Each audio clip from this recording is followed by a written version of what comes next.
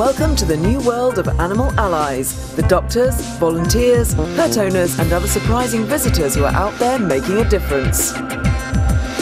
In Australia, Dr. Dario takes on a herd of pregnant cows.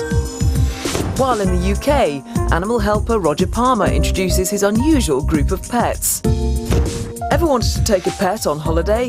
This week's How To has a plan.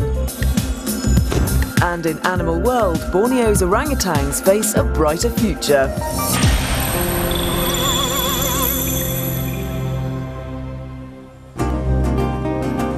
This is the veterinary school at Murdoch University in Perth, Western Australia. Cow vet and dairy consultant Dr. Dario is going to check the health of some milking cows on a country farm.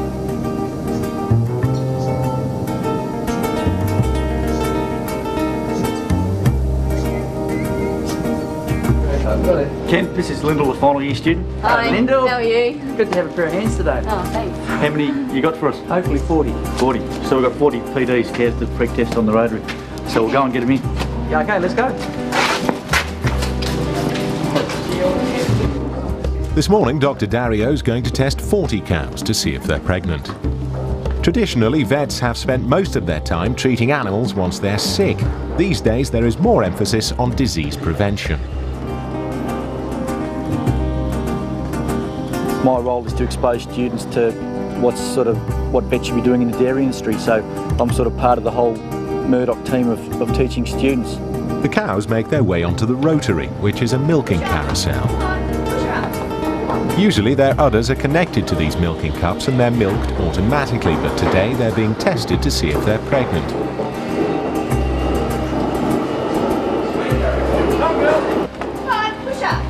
It takes about 20 minutes to load the cows onto the rotary. The milking shed is a dim, noisy and smelly place. To do the pregnancy test, Dr. Dario has to stand at the same height as the cows, so staging needs to be slid into place.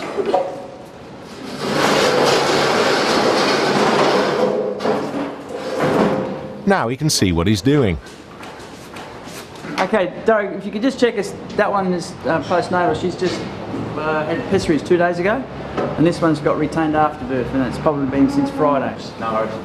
The cow has recently had a calf, but now she has an infection inside her womb, and Dr. Dario must find out what has caused it. Go and check this cow out.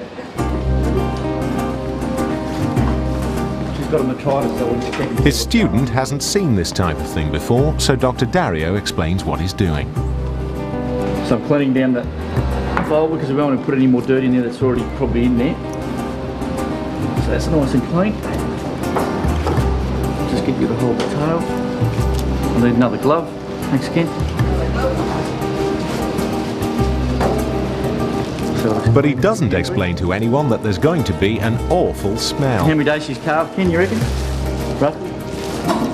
What Dr. Dario is going to do is put his hand inside the cow's vagina to see if he can feel what the problem is. He puts lubricant on his arm so it'll slide in without hurting the cow. Is she sick with it, off the milk? I was just about to actually let her go to the gym. I heard, and then I discovered that she had a little... It's a little uncomfortable, but not painful. Easy, girl.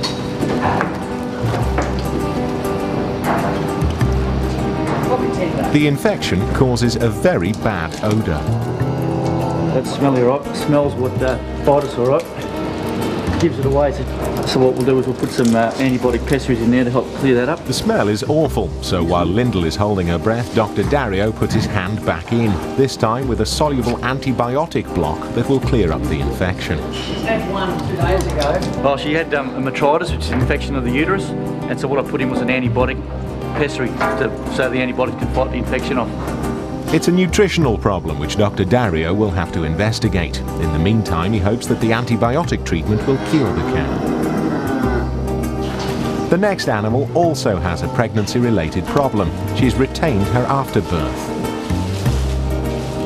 Usually the afterbirth exits by itself minutes after the birth, but for some reason the one from this cow has not detached itself. There are several reasons why this can occur. A cow that gives birth to a large calf, twins or early deliveries may retain the afterbirth because of a hormonal imbalance. Poor nutrition or immune system problems are other causes. We'll see if we can detach it, but only when it comes out easily. Otherwise, we leave them in there. Because if you leave bits behind, it can be worse.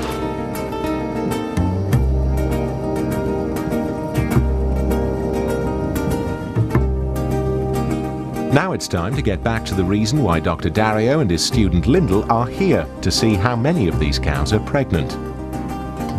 He carries out a similar procedure to the one he's just done.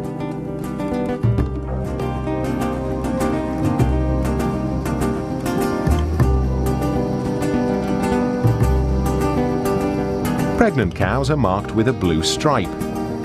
Dr. Dario has another 40 cows to check, but that's not all he's doing on this trip. In Animal Doctors Part 2, he'll be back to check the newborn calves.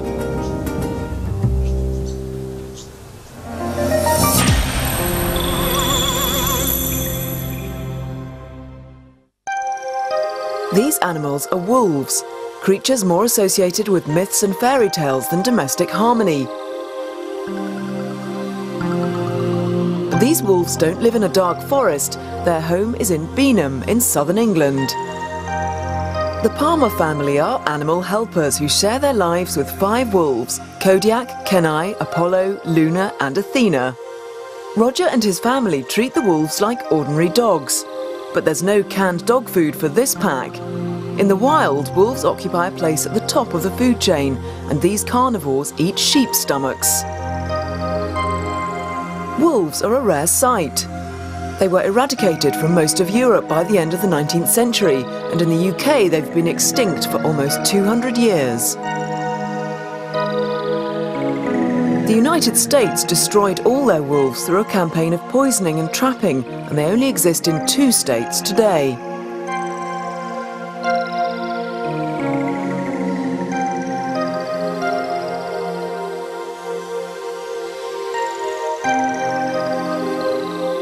A great animal helper, Roger's been fascinated by these endangered creatures since he first saw them 30 years ago in a North American zoo, but he believes they're misunderstood. From early childhood days, children are indoctrinated with fables like Red Riding Hood and the Big Bad Wolf and the 3 Little Pigs. It's inevitable that the wolves have got a really bad reputation. So Roger has founded the UK's Wolf Conservation Trust to stimulate greater interest in wolves, support their preservation and break down their aggressive and negative reputation.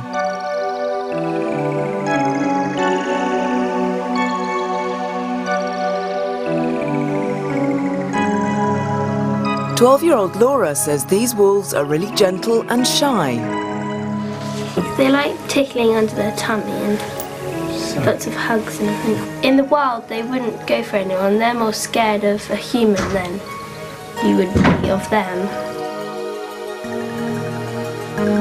To encourage a better understanding, the Palmer family invites conservationists, dog trainers and even school groups to come and interact with the wolves. And for the first time since the 1600s, the unearthly howl of the wolves is once again part of the English landscape.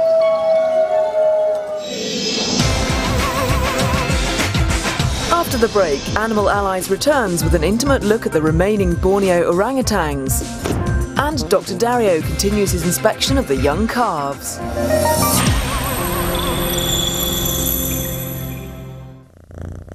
It's easy to take a pet on holiday, but returning with them to the UK has always meant months of quarantine.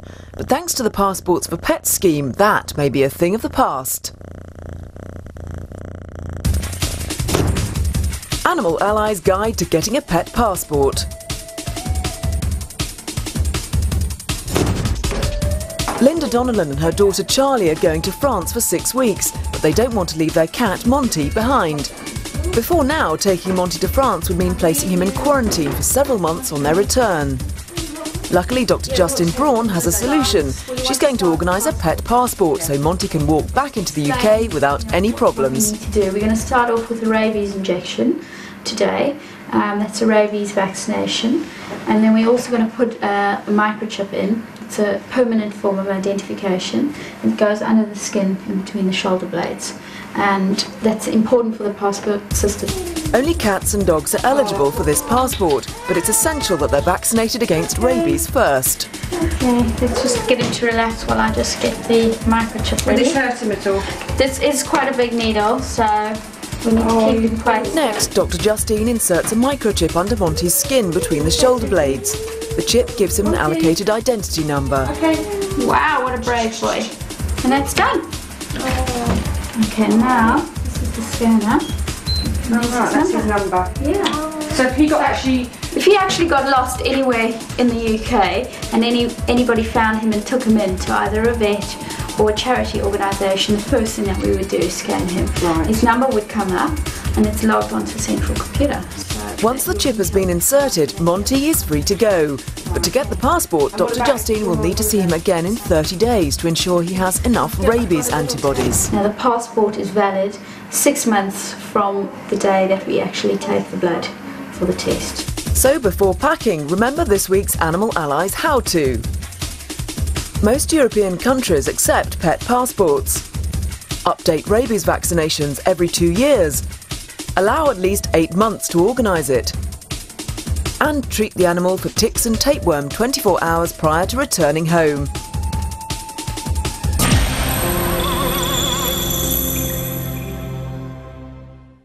Ya, bagaimana si Tono sekarang? It's feeding time, but not at the zoo. This is the communal cage at the Wanarasit Orangutan Rehabilitation Centre in Indonesian Borneo. All these babies are orphans. Their mothers have been killed either as a result of logging or mining or because poachers tried to steal them and sell them as pets. Orangutans aren't meant to be pets. All these men are needed to hold this baby down for a blood sample. They're extremely strong, 5 times stronger than their human counterparts. The Indonesian government has recently banned orangutans as pets, and one of the sanctuary's jobs is to confiscate and rehabilitate stolen babies.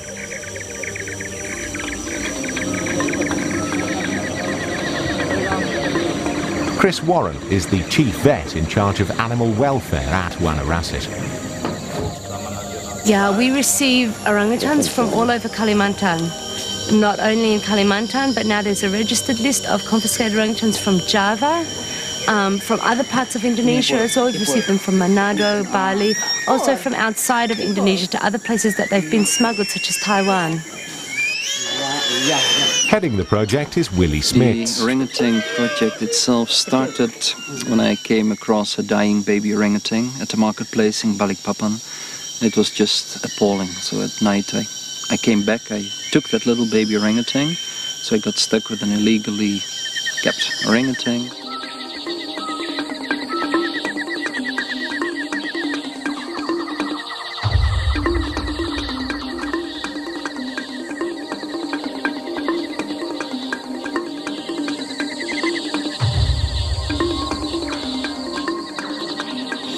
The stress of this upon a youngster like Constance here is great, and very few actually survive.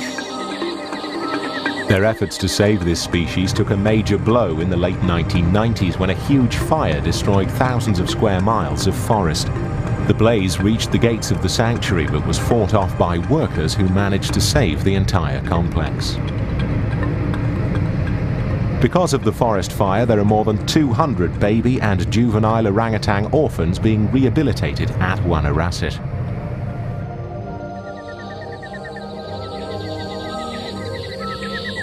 These young orangutans have been in quarantine, but today they've been given a clean bill of health and a bath before joining the others.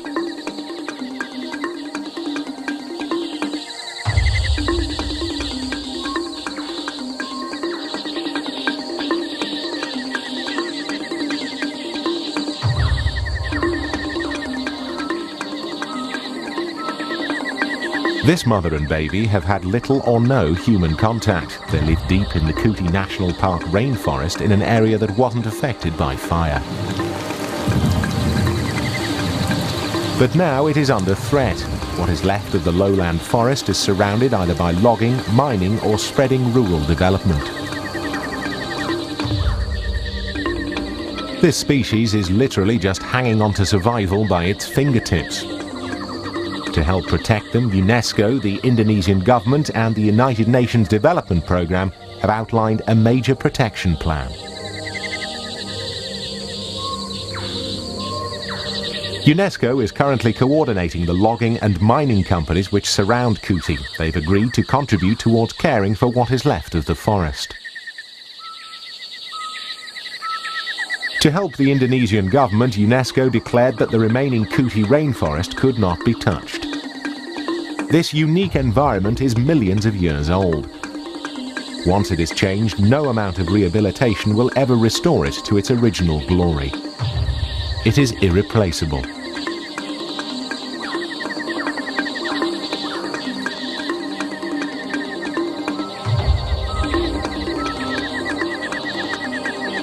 So with only around 200,000 hectares of pristine rainforest still remaining, it's timely that the destruction has been halted. The plan is a major step forward in the battle to save the rainforest and improve the long-term viability of the species.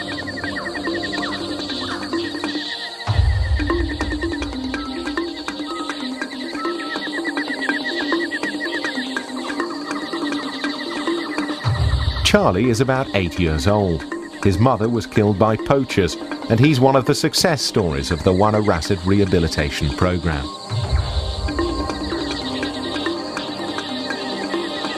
Along with another 60 rehabilitated orangutans, he was recently released back into the wild.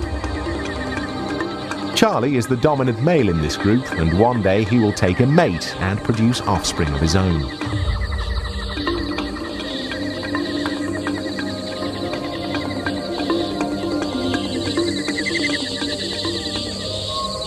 Chris is confident that they'll produce another generation and make the first small step towards securing the orangutan's survival.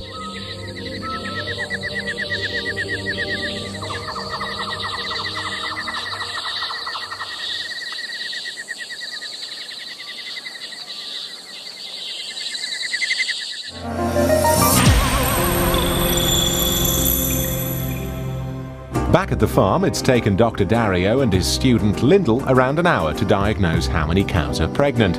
Almost every one is. The cows are pleased to be heading back into the paddock. Dr. Dario wants to check on the health of another herd in an adjacent field. On his way, he inspects some of the feed to ensure the cattle are getting enough protein in their diet. This yellow stuff is a vegetable pulp full of protein.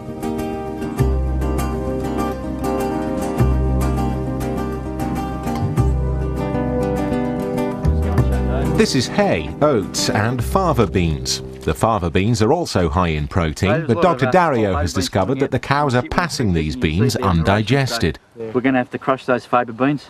Yep. Unfortunately, it's another job for you, but the good side is the fava beans will be higher protein than the other load we had, which we didn't have to crush. Yeah.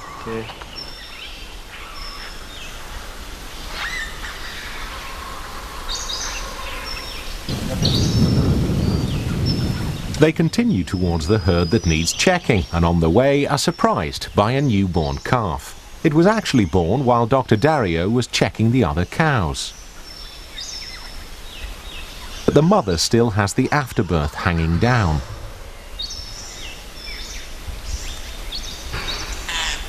The vet wants to take a look at the rest of the herd, but he can't get near enough.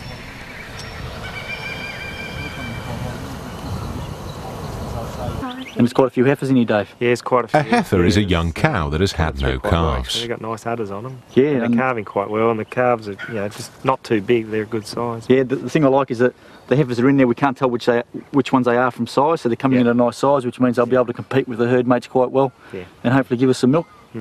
All the calves are kept separated from their mothers. Dr. Dario and Lyndall are heading to see them next. It's a short drive to the calf shed. They're going to make sure the calves are getting enough goodness from their mothers.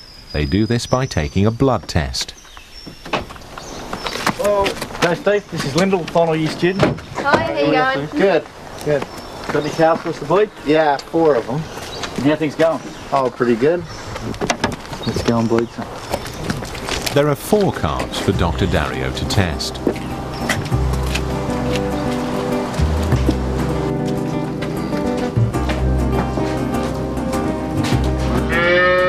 Which ones are under week, Steve? These 4 here. Righto.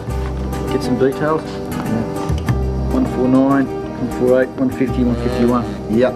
And they were born Sunday, Monday, were they? Yep, that's right. Righto. 2 Angus and 2 Friesian.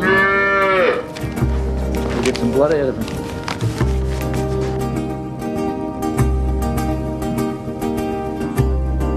And they're all bulls, eh? Righto. I can tell. Hold the head up. Let's get some blood. Lyndall's job is to hold the calves while Dr. Dario takes the blood.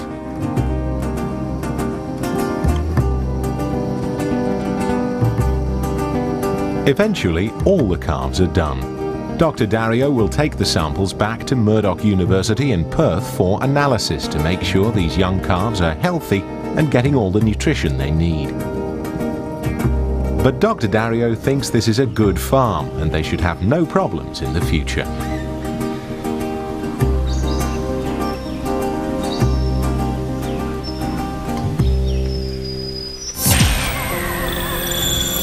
In the next programme, the new world of Animal Allies continues when Animal World takes a look at some of Indonesia's ancient predators. And Dr. Justine begins a delicate operation. There are ways to make